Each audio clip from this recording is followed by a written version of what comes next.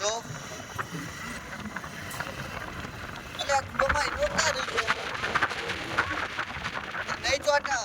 net આલું ફરી download કરી દે ફ્રી ફાયર ડિલીટ કરી લે નેટ આલું તો તું બસ ડાઉનલોડ કરે એટલે ચોટા મને સમજો લે નેટ આલું કર ડાઉનલોડ કરી દે ફરી ફરી પણ ખબર ના થતા ફરી ડાઉનલોડ કરી દે